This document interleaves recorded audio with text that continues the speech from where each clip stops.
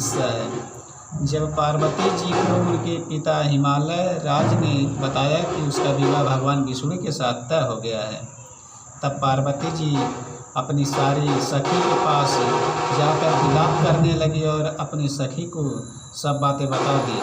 तब उनकी सखी ने उनको हया धारण दी कि चिंता मत कर सखी, मैं तुझे ऐसे वन में ले जाऊंगी, वहाँ तेरे पिताजी तुझे ढूंढ ही नहीं सकेंगे।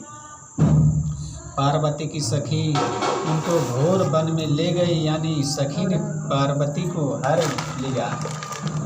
इसलिए इस व्रत का नाम हरतालिका व्रत प्रसिद्ध हुआ। यह व्रत करने से कुंवारी का कन्याओं का मनपसंद वर मिलता है, ऐसे आराम मिलता है, सास ससुर और अच्छा परिवार मिलता है, उनके सांसारिक जीवन में कोई बाधाएं नहीं आती और सुख रूप से संसार चलता है। यह व्रत मात्र कुंवारी का कन्याएं पति को पाने के लिए ही करती है। मन में अडग श्रद्धा भाव और पूरी लगन के साथ शिव जी के चरणों में शीश नमाकर अपनी इच्छा को प्रकट कर अगर कोई कुमारी का यह व्रत करती है तो उसको अवश्य फल प्राप्त होता है और भगवान शिव जी उसकी सर्व मनोकामना अवश्य ही पूरी करते हैं। व्रत की पूजन विधि। हरतालिका व्रत धारण करने वाली स्त्रियां भादो महीने के शुक्ल पक्ष तृतीया के दिन प्रातः समय उठकर अपने नित्य कर्मों से निवृत्त होकर उसके पश्चात तिल तथा आंवलों के चूर्ण से मिश्रित जल से स्नान करें।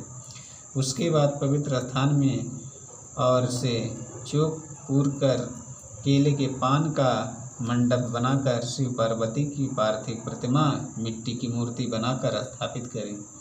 उसके बाद नया वस्त्र, अगर नया वस्त्र न हो तो धुले हुए सब वस्त्र भी चलेंगे, धारण करके आसन पर पूर्व भी मुख बैठकर मन में पूरी श्रद्धा भाव से शिव पार्वती का नाम लेकर हाथ में फल लेकर संकल्प करें कि मैं आज तीज के दिन शिव पार्वती का पूजन करूंगी।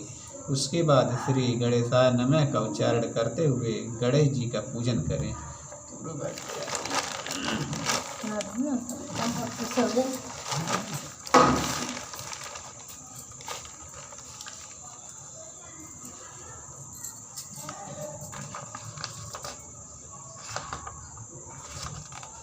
फिर फल साभ्यो नमः से वरुणादि देवों का आह्वान करके कलश पूजन करे, चेनादि समर्पण करे, कलश मुद्रा दिखावे, घंटा बजावे, जिससे राक्षस जैसे असुरी तत्व भाग जाएं और देवतागण का शुभागमन हो।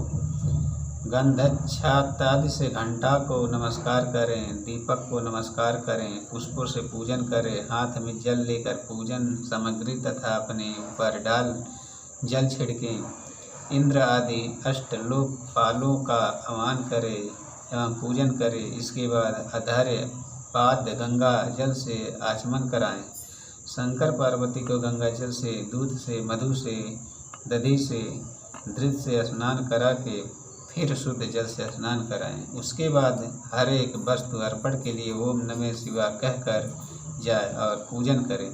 अक्षत, धूप तथा दीपक दिखावें, फिर नैवेद्य चढ़ाकर आचमन करावें।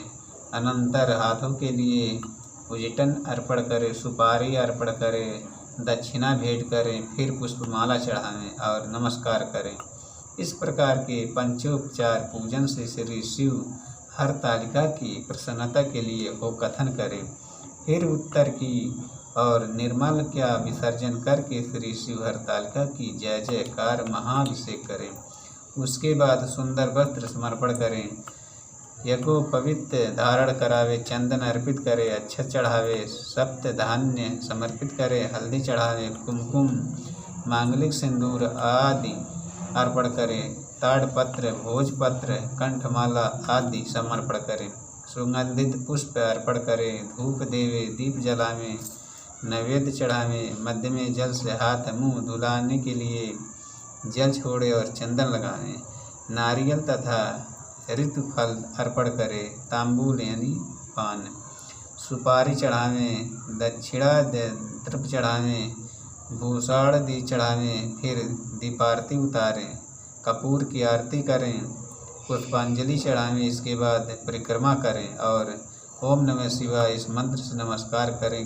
फिर 3 अधर देवे। इसके बाद संकल्प द्वारा ब्राह्मणाचार्य का वापन वस्त्रादि द्वारा पूजन करें। पूजन के बाद अन्न वस्त्र फल दक्षिणा युक्त पात्र हरतालिका देवता के प्रसन्नतार्थ ब्राह्मण को दान करें। उसमें नेमम कहना आवश्यक है, इससे देवता प्रसन्न होते हैं। दान लेने वाला संकल्प लेकर वस्तुओं के ग्रहण करने की स्वीकृति देवें। फिर विसर्जन करें। विसर्जन में अक्षत एवं जल छिड़कें। इति हरतालिका व्रत की पूजन विधि समाप्त। पूजन सामग्री: केला स्तंभ दूध सुहाग किटारी गंगा जल दही तरक चूड़ी चावल घी बिछिया फूल हार शक्कर कंधा मृतिका शहद शीशा चंदन कलश नाड़ा डोरा केसर दीपक फल पान धूप कपूर सुपारी महावर की गोली वस्त्र सिंदूर पकवान यज्ञो पवित्र सुरमा मिठाई। अगली बार से कितना सामान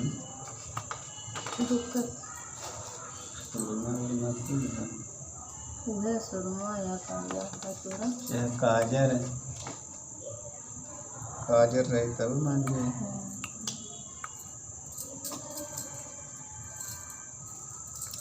अब यहाँ से कथा शुरू होते हैं।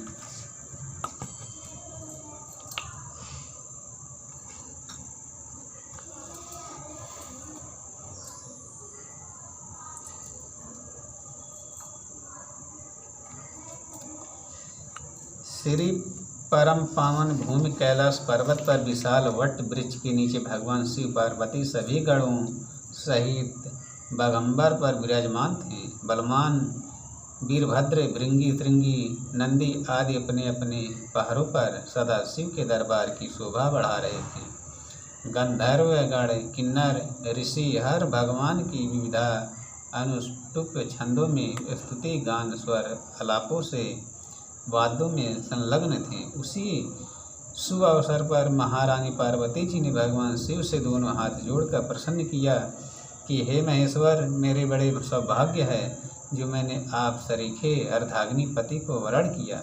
क्या मैं जान सकती हूँ कि मैंने वह कौन सा पुण्य अर्जन किया है? आप अंतर्यामी हैं, मुझ दासी को वर्णन करके बताने की कृपा करें।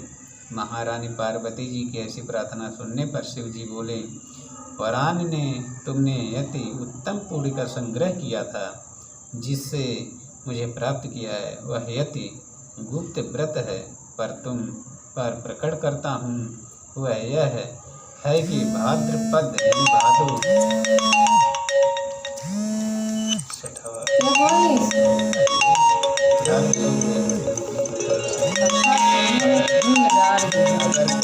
कह दिया